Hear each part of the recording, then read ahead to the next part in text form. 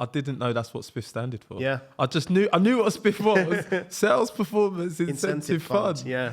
Wow. Okay. You heard it here first. I'm going to clip that.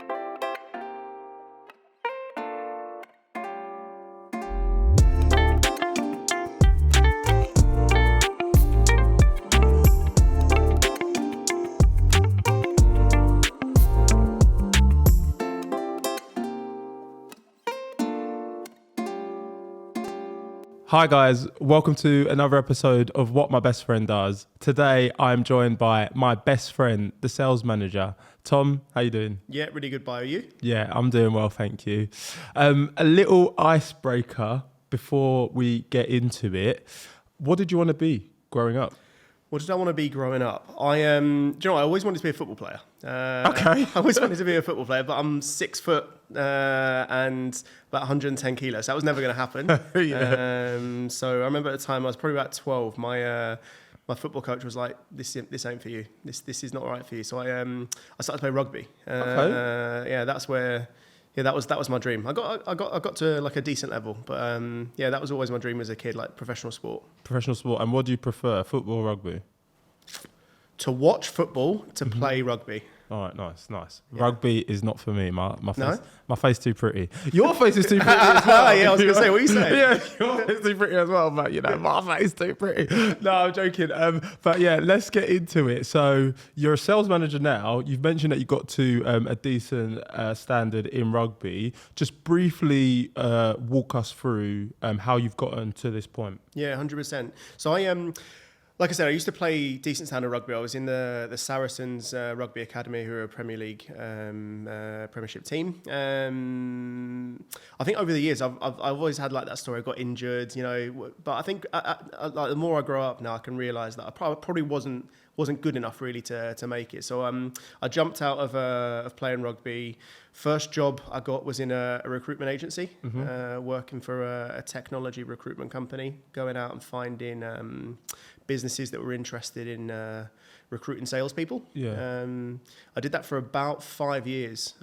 Tough job that was. Yeah, tough job recruitment. Recruitment is crazy, Yeah. but 5 years is a good go. It's good going. 5 years was tough. It's a tough slog. For what I do today, though, as a sales manager, it's taught me so much. It's taught me so much about how to be a good salesperson. Ultimately, in recruitment, because there are so many recruitment companies, it's you that differentiates, right? So it's like there's 100 different recruitment companies out there. How do you make your company relevant to the company that you're trying to work with? And it's about you and how you kind of come across as a salesperson. So yeah, I did that for 5 years, slogged it out. But yeah, some great learnings. And then I actually was recruiting for the role that I'm in today, basically. Oh, really? So Yoppa were a client of mine. I was speaking to the old GM, and yeah, it just felt like a good time. Had a good conversation with the GM at the time, and ended up making the switch. So did you transition from recruitment straight into sales management, or did you do some sales first? Yeah, good question. So I went from being a recruiter into an individual contributor as an AE at Yoppo. So I started off selling the platform. Did that for about 4 years in various different roles, ranging from SMB, mid-market, enterprise. And then about 2 years ago, transitioned into sales leadership, which is kind of where I am today. Yeah. Nice. And where you are today as a manager of a team, I like to get an understanding as to kind of the day-to-day going. So if you could describe like a typical day or a typical week, what happens in the life of a sales manager? Yeah, 100%. So I'd say it's like pretty split evenly between probably about 4 or 5 different things. The first is meeting with a team. I think that's one of the most important things that I can do as a sales manager is being a people-focused leader, looking after my team, one-on-ones, strategizing with deals, whether it be a tough client, a tough competitive situation. How can we kind of problem solve together? So that's one. The second is client calls. That's the stuff I probably miss the most actually about being a salesperson. But I try and join at least 2 or 3 of each of my sellers calls a week. Oh, wow. So keep my kind of finger on the pulse as to how the platform's being received by customers, but also just seeing how the team are doing in the real world. The other components are much more, I guess, strategic. So understanding a little bit more about data analytics, how's the team performing, where are areas that I can kind of step in and provide some additional help, whether that be, it looks like the win rate's going down, it looks like we're seeing a bit of a drop in demand, how do we pick it up? And the last piece, and probably one of my favourite parts of the job is kind of coaching and development, weekly training sessions with the team, helping them whether it progress with kind of soft skills from a sales perspective, or look at things a little bit more from an ecosystem perspective. Yeah. And like one of the main questions I wanted to ask when getting you on today, would you say the main differences between being an individual contributor and a manager? I know you've touched upon not doing the calls, I suppose, as much. Yeah. So I think the biggest difference is just like the focus of your work. As an individual contributor, your focus and all of your effort goes into getting yourself as a salesperson to your goal, whether that's on a monthly, quarterly, or annual basis. That's your focus. As a sales manager, you have to step back a bit. You have to trust your team. That obviously, as a sales manager, I've got 7 people on my team, right, and they've got 7 different targets. Some more senior, some more recent hires. You have to trust that they're going to get that done and not think about individual targets too much. And try and think of ways that you can kind of push and develop those people. I guess it's a simple answer, right? But going from being an individual contributor, looking at just your target, to thinking about 7 people's targets and 7 people's journeys to get to those targets. That's the biggest difference, yeah. And what do you prefer? Do you prefer managing 7 people's targets, or would you prefer, all right, like you back yourself, obviously, you know you deliver, you're good. But now, like, if 2 of those 7 don't deliver, that's also on you. What is it? Different kind of pressure, and do you prefer it or not?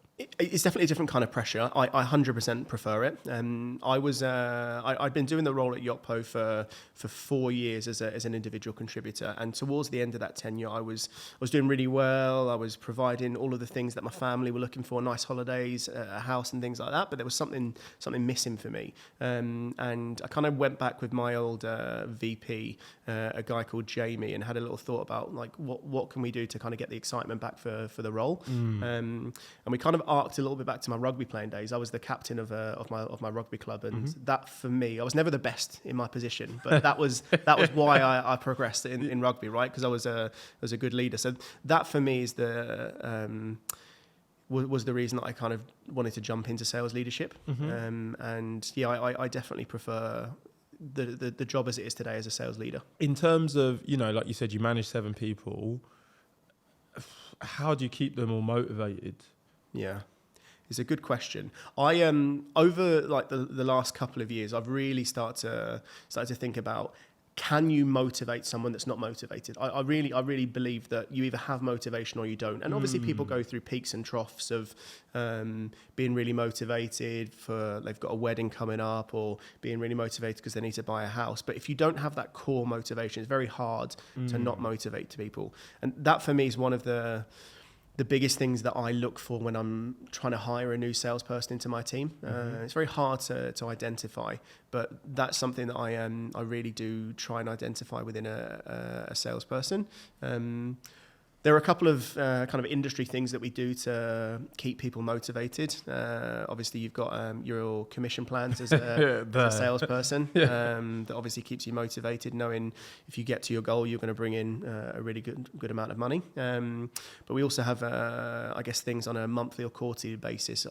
We call them in the industry SPIFs, Sales Performance Incentives Funds. It's basically if you get to X or do Y within a specific time frame, you'll get A, B, or C benefit. But yeah, I really do think that motivation is something you can't teach in someone, and you can't you can't give them anything to try and push them to be motivated. They've either got it or they haven't. Amazing answer. First of all, I didn't know that's what SPIF stood for. Yeah. I knew what SPIF was. Sales Performance Incentive Fund. Yeah. Wow. Okay. You heard it here first. I'm going to clip that. And then the second thing, you mentioned that motivation has to come from within. Like, what is it that you see within somebody? Because I know that I've had recruiters on the podcast previously, and it's like you need to be bragging about wanting the most expensive car and this and that, but I feel like that's not the kind of thing you're actually looking for in a salesperson. 100%, and I think, to be honest, that's like one of the misconceptions of a salesperson, is they have to be this crazy outgoing person, wanting the flash car, wanting the flash house, and look, that can work. But something that I've identified is that that's not always the thing that makes super successful salespeople, is that really outgoing person. So I think identifying motivation is a really difficult one, especially during an interview stage. One of the things that's always worked for me in the past is putting people through like a really solid interview process. So being very, very transparent at the start of the interview, even at stage one, that look, there's going to be 3 stages in this interview. There's a first step with me, there's going to be a second step with me and someone else, and the third step is going to be a presentation. And that presentation stage is typically where we can really identify if someone's got that work ethic that you want, because it's something that not all companies will ask you to do, and at the moment, especially, right, it's an applicant-led market. There's a good amount of jobs out there, and there's not as many good candidates out there. So what that means is that if we've got someone that's actually putting some time and effort into the interview process, and particularly that last round of the task, and you can see that they've done a good job, there's some really good preparation, they've actually thought about this, then that's a good indicator for me as to, this person's going to have a good drive and work ethic. What happens if they put in a lot of effort, but the effort is misplaced? Yeah. And again, this is a tricky one, but I really do think that as long as they've put in the effort and it comes from a good place, and they've put into the effort, and even if it is misplaced in terms of where they've focused, that's my job as a sales leader to kind of refocus them. Of course, there are some kind of core competencies that I'm looking for when I'm interviewing someone. But really, if I can get someone that comes in and shows that they're going to work really hard and care about their work, this is something that I actually think is really, really important in the modern day work. Is people care about the work that they're doing. Especially with what we do, right? We look after companies that have got big budgets and really important projects that they're trying to work on. And if the person doesn't care about, and the person, I mean the salesperson, doesn't care about the work that they're producing, we're gonna cause problems with the client and ultimately with the business. Yeah, and I just want to talk about something that I've not talked about before, but something I think isn't covered in enough of job interviews.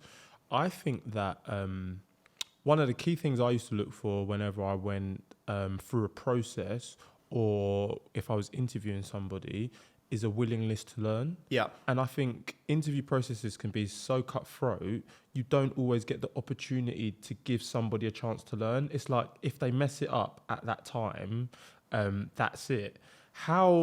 I suppose I'm kind of putting you on the spot here. How would we incorporate something like that into an interview process? And do you think it's a good idea? 100%, I think it's a good idea. That's actually number 2 on my list of competencies is like a willingness and a desire to learn. And I'll give you a good example. I won't name names here, but one of the best people on my team actually failed that first task. And I gave them some really constructive feedback. This is how we can do it better. Let's put some time in next week and let's go again. Next week, absolutely smashed it. And that for me, I now have got someone that I know is going to work hard because they've taken the time to come back a second time, and someone that is really open and takes on feedback. That's amazing. Why did you give them that second chance? Because I don't feel like a lot of people get that second chance, and maybe other managers can listen to you and take note. So I think, and look, I'm sure there'll be situations in the past and also in the future where maybe that second chance doesn't always make sense. But for this person, I saw all of the core competencies and skills that I look for as a sales leader. And I just saw a little bit of They went down the wrong path. Yeah, and because they went down the wrong path, they were also really nervous. This is the first time that they've ever done a task in an interview process, right? It's a tough thing. There's two of us. There's me being a sales manager, and at the time, my GM. This was during COVID, so we were in a Zoom call. It was awkward. It was difficult, but it was a really good test, and giving that person that ability to come back and try again, even if it wasn't going to work out. I thought it was going to be worth it for them in the future, even if they didn't end up making it with our company. Yeah. So the first thing you said, I've totally forgotten. The second thing was a willingness to learn. What are the other core skills you think are required for a salesperson in 2023? Yeah, so the kind of 5 things that I look for is, you've obviously got work ethic. Again, it's difficult to look for, but it's really important within a salesperson. You've got that willingness to learn. Me, the rest of my team, my boss's boss, we're not the perfect puzzle yet. We've still got missing pieces, right? So your ability to understand that and be open to feedback and be open to learning is really important. I think one of the third things for me is inquisitive. I guess maybe for the listeners, me and my team sell B2B, right? So we sell to other businesses, and it's a technology platform where we're solving sometimes some quite difficult problems, and being able to really understand the customer, why they're having this conversation, why they're trying to fix that problem, is makes the rest of the sales process a lot easier for us and the customer. So that for me is really important. The other one for me is organization. I think as an account executive within a modern day tech business, you can be working anything from 5 opportunities if you're an enterprise rep, all the way through to upwards of maybe 40 opportunities as an SMB rep, and that's what my team look after. We're a SMB, or small to medium business sales team. So your ability to be able to be super organized within those 40 opportunities and jump from one call to another with all of the knowledge and data that you had on that initial call and you want to bring to that second call, that's what really separates good AEs from like the top AEs that I've seen, is really organized, process-driven salespeople. Yeah, we've got a couple of really organized and process-driven salespeople in our company, and they do really well. We touched on it before, but just to go back to it, so stereotypes and salespeople. You mentioned the fact that you don't need to be this braggadocious person. What are, would you say, the top 3 misconceptions about salespeople? I think that's definitely number one, is that they're these super extroverted characters. They're the life and soul of the party. I've actually seen, and this is actually a big misconception of me. People assume that I'm this, because I'm a big character, that I'm this big outgoing guy. I can be, and that's almost like a bit of an act that I've had to play across some of the years. But I'm definitely quite an introverted person. So I think, and I've seen that in not just me, but in 4 or 5 of the other top salespeople that I've ever worked with in my life that have been some of the most quiet, humble, and relaxed people. I really do believe that those kind of there's like a bit of a saying in like the sales world of like the lone wolf salesperson, the person that's like really outgoing, doesn't care about the people they're working, and doesn't care about the customer success people that they're passing those deals to, right?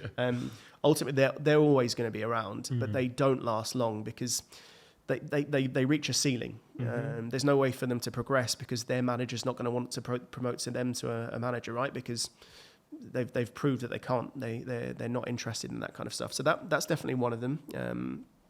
I think the second is that the salesperson only cares about money. And I think that is true. That's probably a lot of the reason why people get into sales. That's why I got into sales. That's not why you stay in sales. So I think for someone that's just joined the sales community, that's probably a good reason why they've joined sales, is your ability to accelerate from either not having a job or having low income to high income. the barrier to entry for that is low. But in order to stay in sales and be motivated and continue, there has to be something else. And for me, it was problem solving. It was in my current role today, nurturing and developing. Yeah. Those are the reasons that kind of kept me in sales. But I'd probably say those are the two things for me. It's the salespeople don't always need to be extroverted, and we're not always chasing the bag. bill. We're not always chasing the bag. Yeah. Okay, nice. All right, you're giving me two, and they're good ones. I'm dotting about a bit, but it's just because I've wanted to ask these questions for so long. I think we touched upon the four skills that you look for in a salesperson. Let's say somebody has two of them, they've got three of them. How do you develop each of the skills, and are they things that you can develop, or do they need to come from within somebody? Yeah. So I think one of the best things about working in a good sales environment where there's a number of you, and it's a bit trickier sometimes at startup businesses where there's only a couple of salespeople in a team, but the size of team that I manage, 7 people, and we've got wider sales teams at Yotpo, as you know. It means that you don't need to have the perfect salesperson in every hire, in every role, because you've got someone over here that's really, really process orientated, that you know that in the next training session you can get, I'm going to make a name up here, but you can get Fred to run a training session on how he runs his process in a sales team, and then you've got Sarah, who's really, really good from a work ethic and drive perspective. You know that's going to stand out to the team. So those things, when you've got a good sized team, end up you've kind of got that kind of pack mentality of like everyone's helping each other out. In terms of how you identify which areas people need to grow and develop in, I've got just a really old school Google Doc that I keep. Got all of my reps in there, everyone in my team, and the skills that I look for that I've mentioned there, and probably about 5 or 6 others that are specifically relating to the product that we sell in our ecosystem, and just their journey to kind of being the best that they can in each of those individual skills. And that then allows me to run training sessions that I know are going to be catered to person A and person B throughout the course of the weeks and the months. I suppose being a manager, it's not all rosy, right? Yeah. There are times where you're going to have difficult conversations with people, and there are times, we've just had a round of tech layoffs, so as managers, if that's someone in your team, you're going to have those conversations. How do you approach difficult situations and conversations with team members? Yeah, it's a good question. I think it's obviously very relevant at the moment with, like you say, the tech layoffs that pretty much every business is seeing at the moment, and it's not nice to see. I think one of the things that I really over communicate with my team, whether it be at the start of their journey with me or even consistently throughout, is transparency. I'll always be as transparent as I physically possibly can be. There'll be times where, of course, I can't tell them everything at once, but transparency for me is really, really important. We have a really good culture of feedback at Yotpo, up, down, left, right, being able to give my boss's boss feedback and not feel that I'm putting myself or anyone else out there, I think is really important, which then makes those tough conversations a little bit easier, right? Because it's not coming from a bad place. It's about, I'm saying this because I really want you to get better at this, or I'm saying this because something you did there isn't going to help you to get to the goals that you want to get. It's always, as long as you make things very clearly about work and there's never any encroachment into someone's personal life, that for me has always been the way to give feedback and have tough conversations, is making it about their career or making it about work. That's the most important thing. Nice. Okay, switching up the levels a bit, I want you to metaphorically close your eyes, think about all of the best salespeople that you've worked with, or all of the best people that you've worked with, period. What is a skill that is uncommon, right? So I think, everyone will say be organised, be communicative, etc., etc. What is a skill that you don't think enough people look for that you've noticed between all of the best performers that you've worked with? Yeah, and maybe it's not a skill, and I'll kind of come back to one of those things that I mentioned at the start, but it's like it's in someone's nature. The top people that I've ever worked with are incredibly introverted, and they almost, when they're jumping on these sales presentations or they're jumping in these meetings with clients face to face or on Zoom as we do a lot nowadays, right? Is they're putting on a bit of an act, but they're very introverted in their nature. They're people that are not the person that you meet at the party that's chugging drinks back down, going crazy, being the life of the party. They're the person that's probably in the back corner of the party having a good, meaningful conversation with someone. But that's definitely one of the things that I've noticed, is that really the top quality people in a sales team are typically the less outgoing. That's not always the truth, and I've seen examples of it the other way around, but that for me is definitely something that coming into sales and coming into sales management specifically, I was a bit surprised by. It's just that, you don't need to be this really outgoing person to be an amazing salesperson. You can be a little bit more relaxed and withdrawn. Or measured and calculated. Measured. That's what I'm. I should have. That's what I'm hearing. Yeah, measured and calculated. That's amazing. And then it doesn't have to be in sales, but as this is a sales conversation, I think it would be good to be in sales. Is there like an emerging trend that you're seeing in 2023 in salespeople, processes, the way you have to sell to a customer? Yeah. Good question. I guess I'd be remiss not to bring up AI in this example, right? Like the reality is my team is using ChatGPT, Google Bard in many different parts of their day-to-day life, whether it be creating email templates to send out to a customer. We had a really cool example of someone on my team. Someone sent them an email with an objection, saying, "Hey, we think your platform's great, but ABC."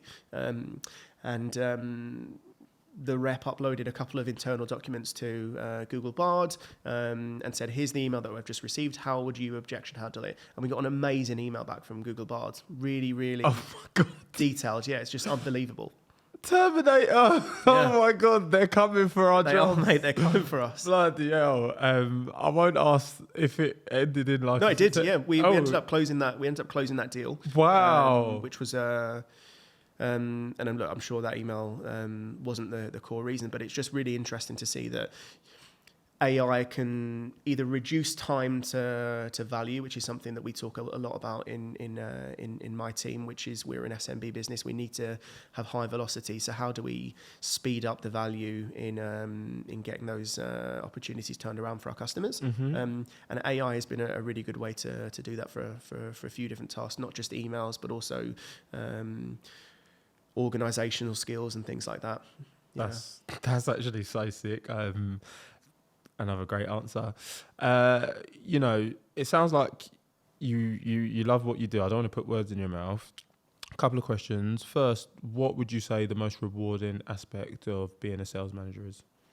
I definitely do love my job. I think one of the most rewarding parts of my job, I'll kind of give two actually. So the first is seeing your team win. That feeling is honestly, I can't quantify the numbers, but so much nicer than you as an individual contributor getting to your goal. It means a lot more. It's nicer to see. It feels great.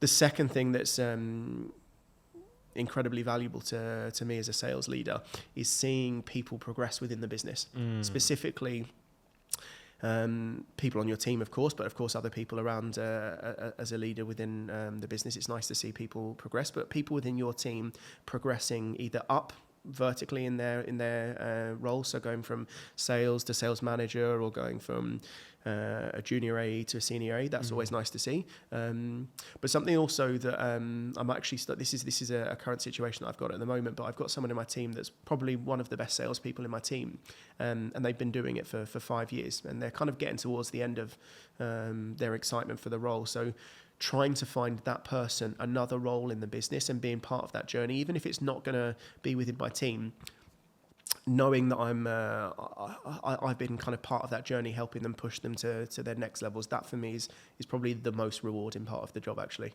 Amazing. And then flipping it on its head, what would you say the most stressful aspects of being a sales manager are? Yeah, I think the reality is that it's the big number that gets whacked on your back at the start of the year, right? It's at that very first January 2 or January 3, whenever you're back in the office after New Year's Day, getting the big number, thinking how you're going to get there, looking at your team, right? Who's gonna really drive it for us this year? That is probably the most stressful period, but it very quickly evaporates when, especially with the team that I've got today, that they're all amazing. They all work so hard. They all have like a true care and passion about what they do. Mm-hmm.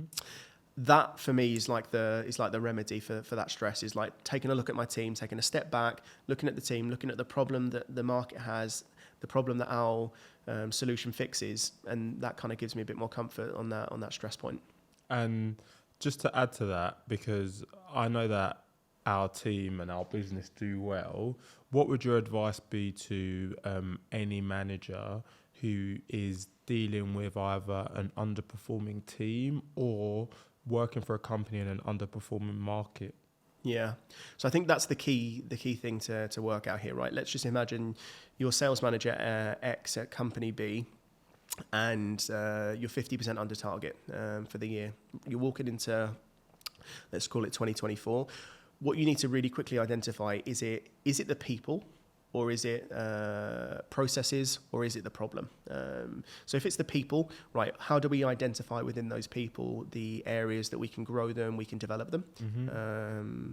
That's not always an easy thing to do, especially when the reality is, if you've got a decent sized team, you can't be on every single people's calls, and you it's a nightmare to be spending all of your hours looking through Salesforce and looking at the emails, right? Yeah. There are a couple of tools that we use. One's called Gong, and I know you probably use it on your side. Gives me the ability to look at my team's calls and not need to necessarily be on every single one, but get some real-time insight. So that's probably the first thing. The second one would be to understand if it's a process thing. There are so many amazing companies out there with amazing people and a really, really good solution to their end user that have bad processes in between that basically cause their salespeople to not be able to get to their goals, which means that their team can't get to their goals, whether those processes are administrative, whether they're organizational structures that just don't work. That is often something that I've seen that causes big issues with a team's ability to get to their revenue goals. Yeah. And the last one, and this is probably the one that the sales manager is least likely to want to see in their business, is if it's a product issue. Ultimately, if you're a business or a sales manager, and you've identified it's not your people, it's not the processes, and it actually is a product to market fit, that's the one that's the hardest to help with. Of course, you can work really closely with your product and engineering team, but it's like steering a battleship, right? It takes 2-3 months to get any changes, and 2-3 months out of a 12-month year, and you're done for, right? Yeah. Those are the things that I'd be looking for if I was managing a team that wasn't performing: is processes, people, and the problem or the platform. Nice. You mentioned Gong. Yeah. Are there any other standout tools or platforms that you recommend other sales managers should have as part of the tech stack? Or is it just take what you're given by the company you work for? Yeah, that's often how it works, right? Yeah. This is what. Like, what should they be lobbying for? Yeah, I think Gong. Who should be giving me sponsorship to not bleep their name out on this podcast? I think Gong is a really, really interesting business. They started off within the call analysis space, which is the ability for me to listen back to a call and get some insights from it. But they've progressed into deal management and organization tools for salespeople. I think that as a modern day seller, this is going to sound very, very basic, but it's a tool that's so underutilized by salespeople that I've seen. LinkedIn. To kind of give you an insight, I connect with every single person that I ever have an interaction with on Zoom. I've got close to 15,000 connections now on LinkedIn, and time again, I'll get a message 3 years later after I've spoken to them. Hey Tom, we had a great experience with the team last time. We're looking to do ABC now. So I think that's something that it's not a laziness thing, right? It's just people just don't think of the impact that it's going to happen. You live in the moment as a salesperson, and you're not thinking what's coming in a year's time. But if you really want to progress with it within sales, LinkedIn is an amazing tool. They're the two things for me that I couldn't live without today. Of course, Salesforce, but that's kind of a given. You have to have something like that, right? But those two for me. Nice. Customer success. Who are they? Sales. I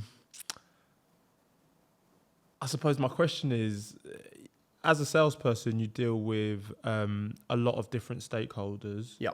How do you make sure that everybody is aligned in helping you, the sales team, to achieve your objectives of winning the maximum amount of business? Good question. And just to kind of put a new lens on it, and this is definitely something that as I've moved into sales management, that I think about almost more than I think about the sale itself, is how are we gonna look after this customer once they've signed the contract?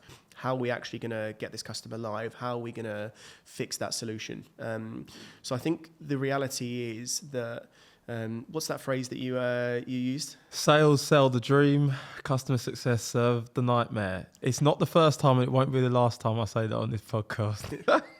And I really want to remove that sentiment from all CSMs, right? I want every CSM in the world to, at least that I get the pleasure of working with, to not have that experience of salespeople.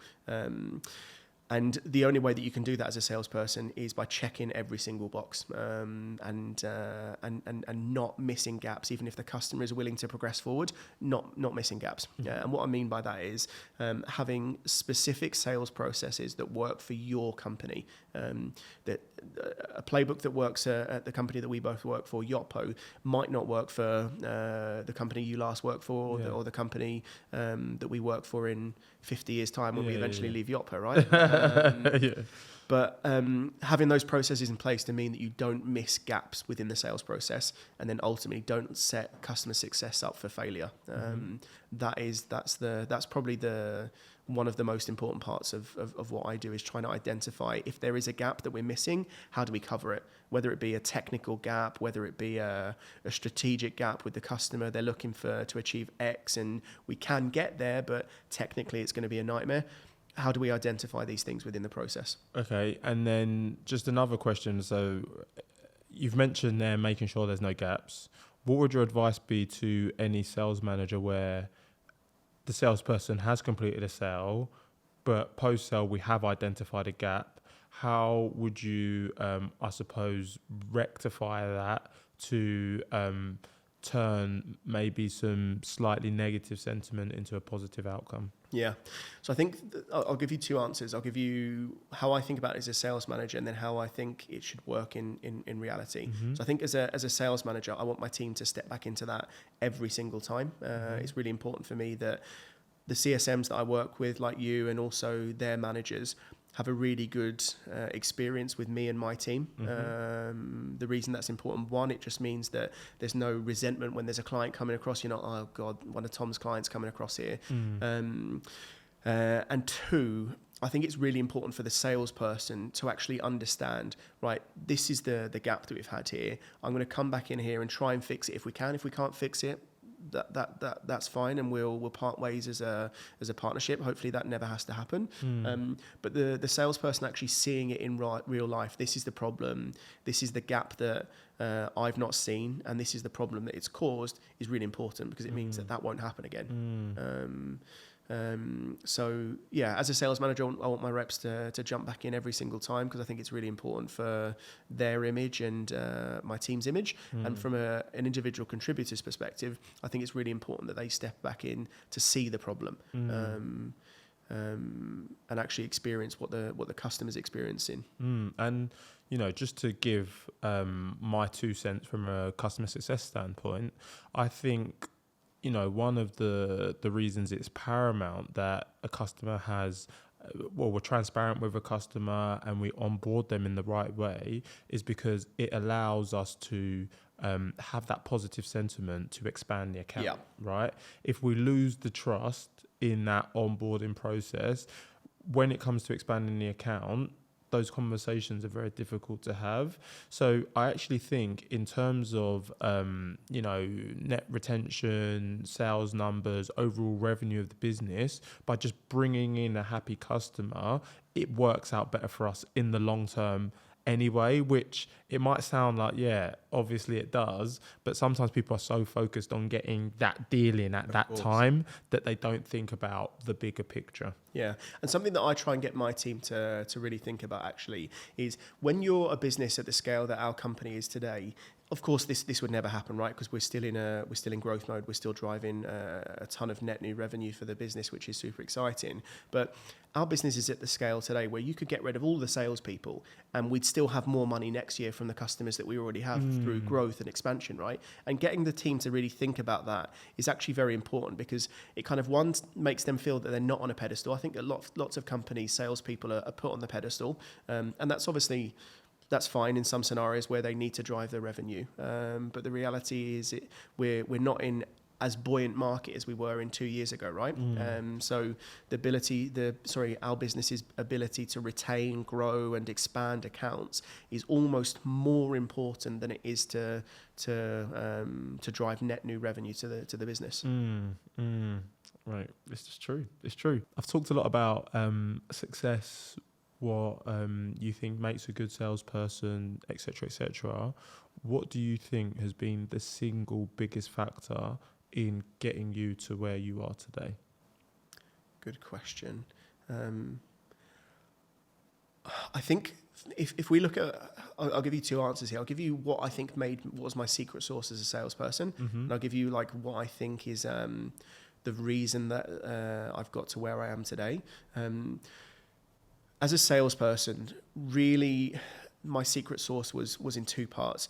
One, I knew the platform incredibly well.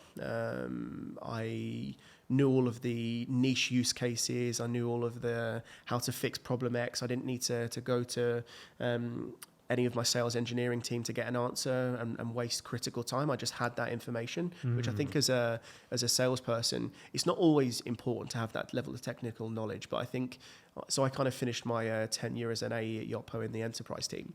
And I think when you're speaking to these big businesses, giving them confidence in the salesperson that they know these answers and they don't need to lean on other people, I think that's quite confidence inspiring. And the second thing as a salesperson, I think, even though I'm quite introverted as a personality type outside of the work, I think that my ability to build a relationship with someone within a very short period of time. So we call them introductory calls, right? It's that first meeting between the two businesses. That was my secret sauce. I'd always get someone smiling. I'd always make sure that by the next call we were starting off where we left off. That for me was my secret sauce as a salesperson.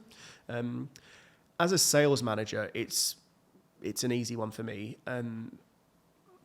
It sounds a bit cringe to say, right? But I really do believe that I'm a people-focused leader. And what I mean by that is, I think that by looking after the people that you work with on your team, you get more out of them than if you were super micromanaging. If you were like me, genuinely caring about the guys and girls in my team progressing within the business, what they're up to at the weekend, when they're getting married, how are things going?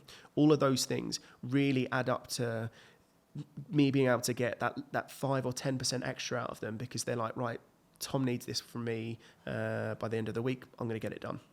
Or we need this revenue for the team.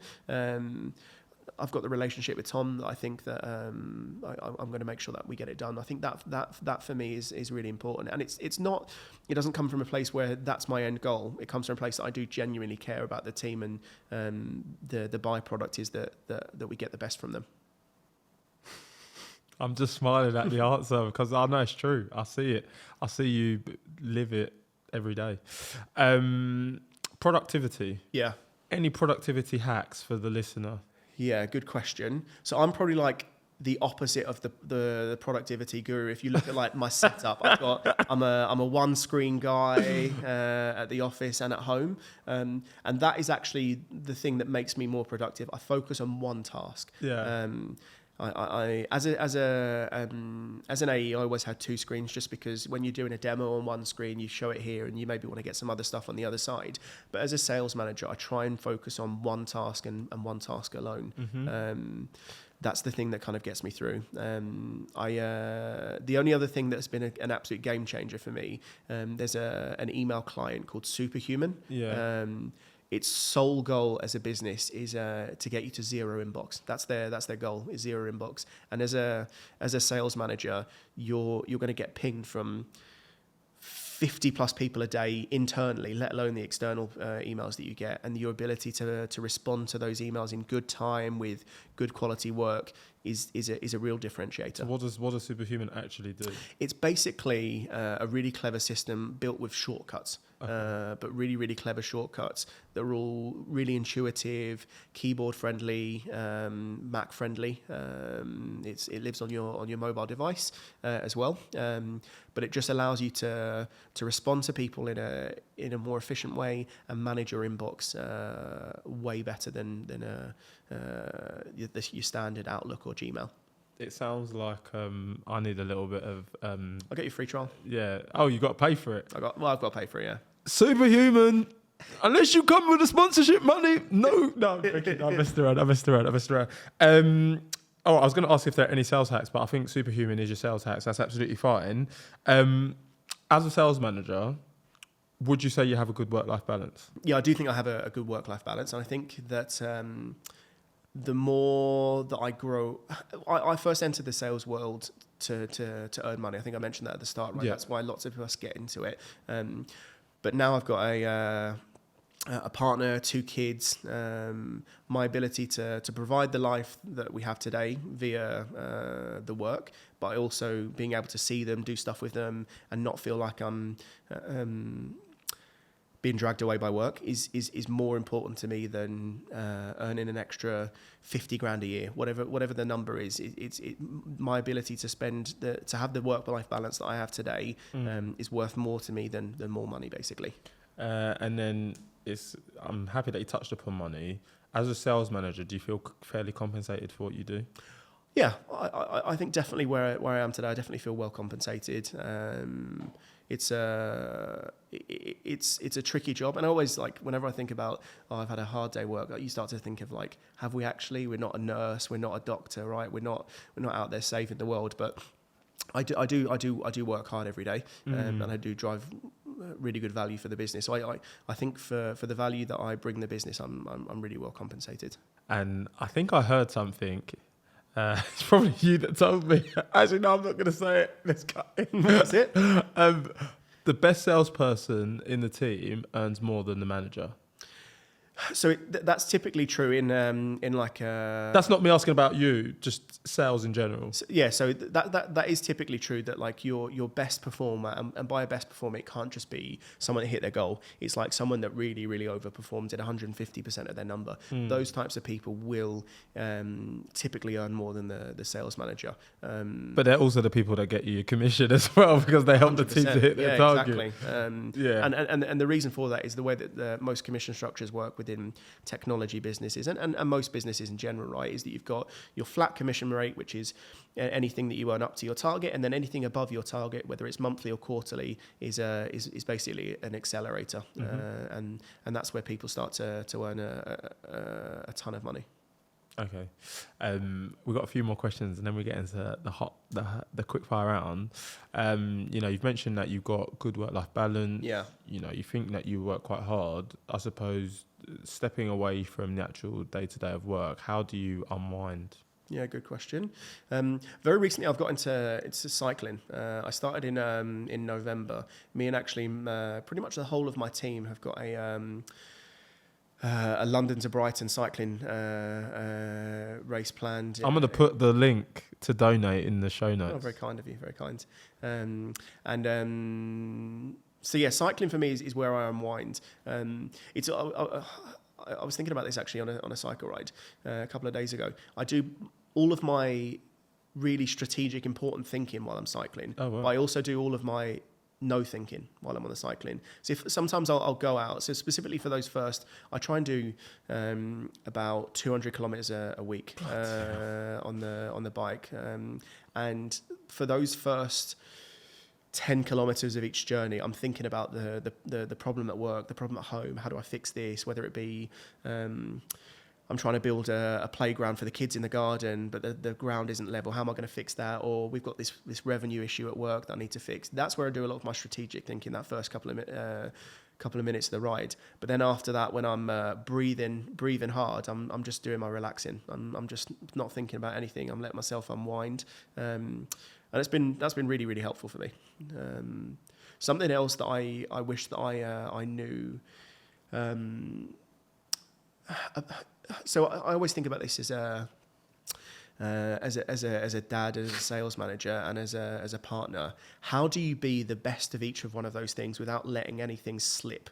So you could be sometimes like, and this is something that still happens today. I've not perfected it, right? But I can feel like I'm being a really good partner, but then I'm letting something go at work, or I can feel like I'm being a really good dad, but I'm letting something go with my partner.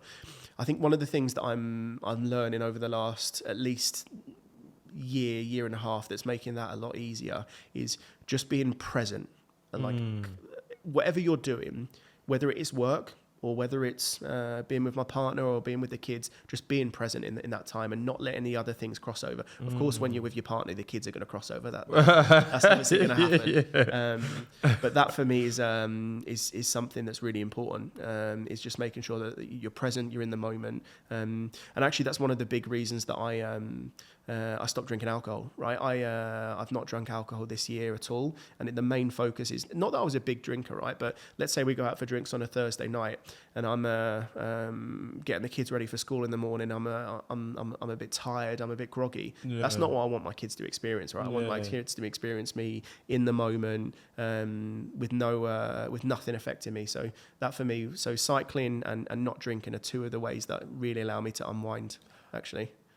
If it makes you feel better, I don't have any kids yet, but when I do, I want to be tired and groggy no matter. Just having to get up at 6 a.m. It don't matter if it was booze or not. I'm just not a morning person. The kids were up at 5:15 this morning. Yeah, So goodness gracious. I mean, good luck. But I mean, I'm sure it's 10 times worse with a little bit of a hangover, so I completely understand.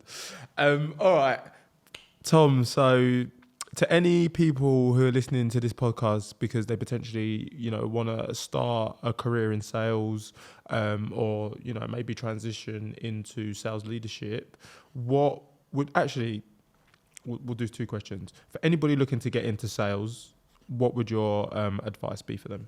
So I think if you're looking for your first role in sales as an individual contributor and you've never worked within sales before, that it's really, really important that you do your research. I think that I see so many people, and as a recruiter, I saw this happen so many times, where actually a really good candidate would join the wrong size company for them. They join a startup or they join a really big company, and it just didn't work for them. Whether it be from a coaching and development perspective at either one of those companies, they didn't get it.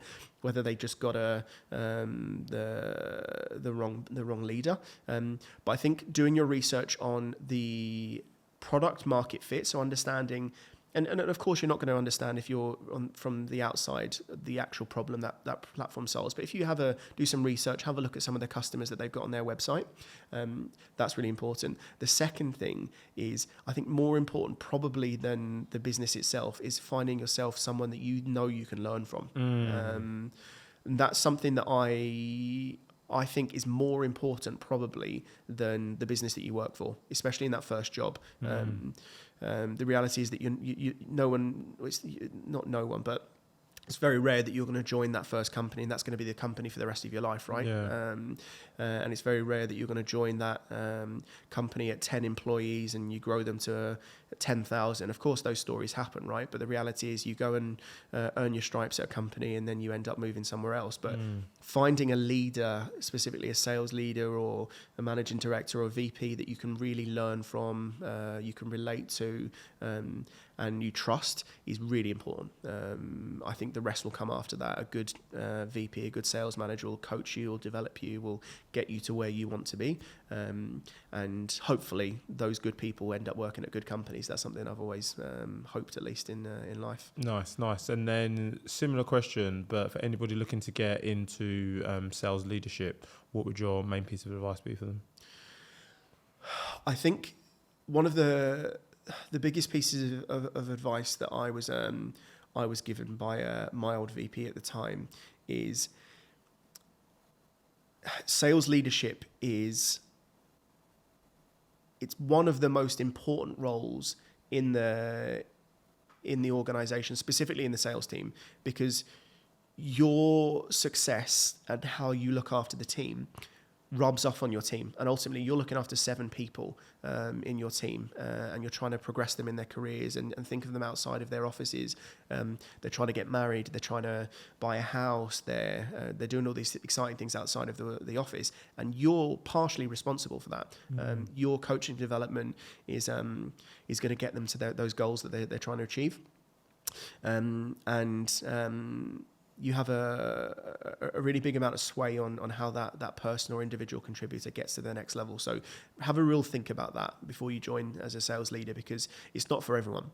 Some people make amazing salespeople, but struggle to make it to be amazing sales leader. And I'm not saying I'm an amazing sales leader. I think I do a good job for my team, but definitely have a think about, can you put the interests of your team way above your interests? Because I have to do that on a daily basis, right? There'll be times and scenarios where someone comes to me with a problem, and I know that the easiest thing for me, my life, and potentially even my earnings is going to be just to go with option A. But let's have a think about, what does Jenny need? What does Sophie need on that team, on that call, or this problem that she's got, to get her to where she needs to be? So I think that's probably the advice that I'd give is, are you willing to put your team's interests and career aspirations way above yours in certain scenarios? Okay, there's been so many tidbits from this. And then final question. So obviously, you're a sales manager at the moment. Like you say, you're helping people to progress through their careers. Where do you, Tom, see yourself in the next 5 and 10 years? Yeah, it's a good question.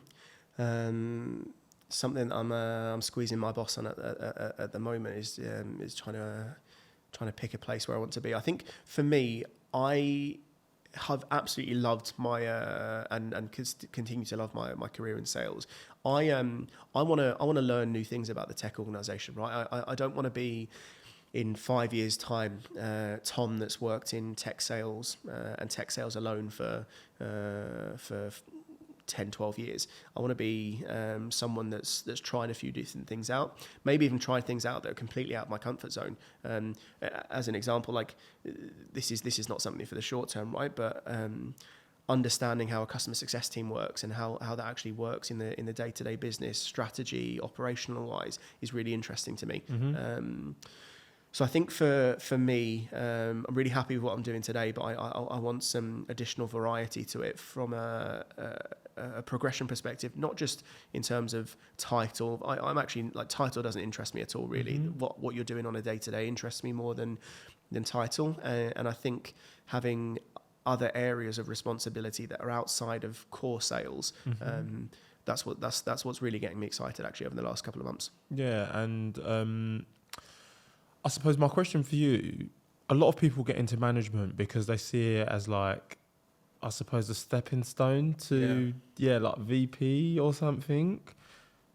I suppose my question is it? And, you mentioned not wanting to be in sales and not knowing necessarily a job title, but for somebody who potentially wants to do something completely different, will it result in a loss of earnings? Are you not worried about that? Or I'm just trying to think, like, a lot of people get into management because they assume more earnings. Is there a next step after management that gives you the earnings, but not necessarily the management title? Yeah.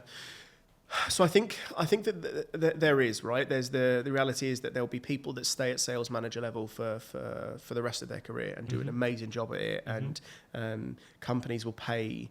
It's such a crucial part of a tech company's organization, that sales manager, that companies will pay a huge amount of money for that person as long as that person's really good at their job. I saw a stat the other day that I think it's something like 50% of sales managers will end up back as an individual contributor. Oh wow! Within 5 years. Wow. Didn't actually give the specific reasons for it, but it's really interesting, right? That everyone does see, right, I've just got to progress linear. But I think specifically at tech organizations, and we've got a couple of really good examples of this at our business, is trying something new. There are a couple of people that are in VP and GM roles in the US that came from completely different backgrounds. They weren't revenue focused. They weren't typical go-to-market. And I think that as a tech business is probably, if you're our CEO or you're our CRO, right, someone's ability to know your business really well and solve a problem that you've got in another part of the business is probably more exciting than getting someone that's doing that problem today, trying to solve the problem in the same way that problem's been trying to solved in the last 5 or 6 years, but having someone come in with a new mentality. So I definitely think that switching things up can be a really interesting thing as part of your career. Nice. Tom, this has been a wonderful conversation. The time has flown by. Before we end, we do have a quick fire round. Here we go. See, I'm just gonna get straight into it. Here we go. Some quick fire questions, okay? Work from home or work from the office? Split. Down the middle. Split it down the middle. So you're going hybrid. It wasn't an option, but you've gone for hybrid. Sometimes you got to make your own. Make your own answers. Make your own lane. Money or happiness? Happiness. I love that. Favorite day of the week? Saturday morning with the kids. Sell the dream or service the nightmare? Neither. He's making his own answers. Would you rather travel to the past or future? Past. Any reason why? No? I'm really interested in like history. Okay, fair.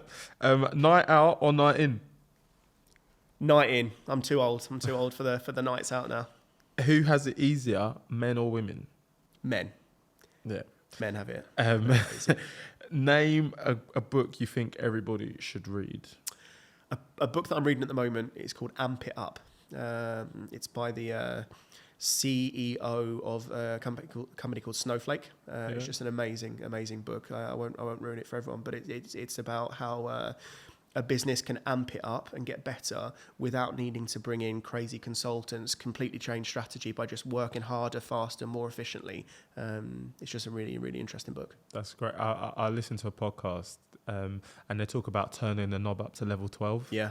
So that's what it sounds like they're doing. Yeah, they're amping it up to level 12. And then the final one, are you listening to any good podcasts at the moment? This one, of course. Come on. I do listen to a lot of podcasts, but I listen to. I think I was saying to you in the office the other day. I listen to just silly podcasts. Yeah. I really do want to get into a little bit more thoughtful thinking podcasts. Maybe even while I'm cycling. But at the moment, I'm nothing particular. Just a couple of clips that you see on YouTube Shorts, etc. So what my best friend does. To answer. All right, Tom. Like I said, this has been an amazing conversation. We do have a closing tradition on this podcast, and it goes a little like this. So, with everything that's happened and knowing what you know now, what advice would you give to your 16-year-old self, and would you still be doing the same thing? Good question. What advice would I give myself? I'll answer that one, and then I'll do the next bit. So, be yourself. I throughout my career, even up until very like last night, I was messaging you about what outfit I'm going to wear, right? And then I've rocked up in a black shirt because I'm like, let me just be myself. I don't need to be anyone else. But be yourself. Unapologetically, be yourself, and people will like you. You don't always need to force anything in an interaction.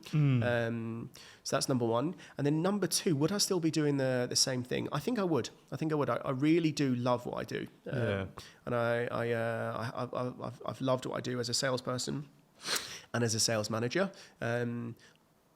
Of course, would I go back and try to, I don't know, get into something that I know now is going to work well, like esports? Would I try and would I start investing in Bitcoin a lot earlier? Things like that. Of course, yes. But ultimately, I think I'd still be doing the same thing today, but I'd have tried to be myself a lot more throughout those years. All right. So be yourself. You'd be doing the same thing. Tom, just thank you. Thank you for having me. Taking the time to join the podcast today, for being so open, for giving all the tidbits. Hopefully in 5 years' time, when this is an international podcast with millions and millions of listeners, we'll have you back on. 100%. We'll see where you're at. We'll see what company you're dominating at. We can have another conversation, because I really enjoyed this one today. Yeah, me too, mate. For those who've made it to the end of the show, guys, thank you. This has been What My Best Friend Does with me, your host, Bayo. Over and out. Nice. There we go. We got it. Cool. 100%. Tell my man. Hey, guys. Thanks for tuning in to this episode of What My Best Friend Does. Please make sure to like, share, comment, follow, and let me know, what other professions do you want to hear about?